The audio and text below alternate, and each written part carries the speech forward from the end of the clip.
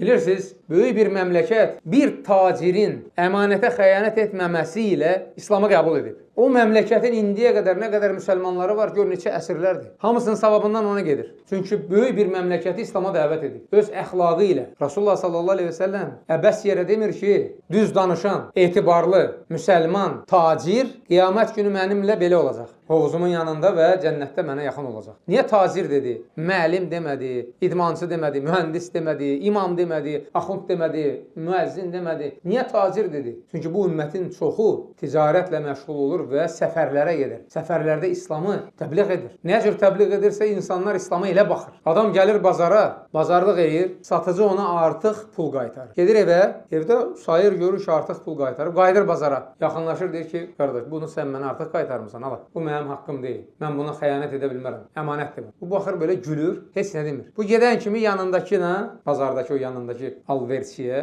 deyir ki, gördün o başdan xarabı. Artıq pul qaytarmışdım. Heç xəbərim də yox idi, gətirdi qaytardı. O da o birinə danışır ki, bazara bir başdan xarab gəlmişdi. Pulu qaytardı. Beləcə söhbət bazara yayılır və gedir çatır söhbət sultana. Sultan başa düşür ki, o gələn adam başdan xarab deyil. Onu elə başdan xarab sayanların özü başı xarab olur ki, əxlaq dəyişib bütün məmləkətdə hamı bir-birini anladır. O adamı tapmaq lazımdır. O adama kim bu tərbiyəni veribsə, o tərbiyəni öyrənib xalqa onu təbliğ etmək lazımdır ki, məmləkət düzəlsin, xalq islah olsun. Sultan çağırır həmin adamı. Deyir ki, sən niyə bunu qaytardın? Deyir ki, çünki mən Allahdan qorxuram. Bu mənim haqqım deyil, mən bunu yeyə bilmərəm. Allah məni cəzalandırar. Deyir, bu əxlaqı sənə kim öyrədib? Yəni, bu düzgünlüyü. O da cavabında deyir ki, Allah və onun rəsulu. Sallallahu aleyhi və səlləm. Sultan İslamı qəbul edir. Bunu məmləkətdəkilər eşidəndə hamısı İslamı qəbul edir. O məmləkət düzəlir. İndiki dövrdə, səhv eləmirəmsə, İndoneziyadır. O boyda 250 milyon müsəlman var. Hamısının savabından ona gedir, həmin adama. O gəldi, düzəltdi o yeri. Alim deyildi, mühəddis deyildi, təfsirçi deyildi, Quran hafiz deyildi,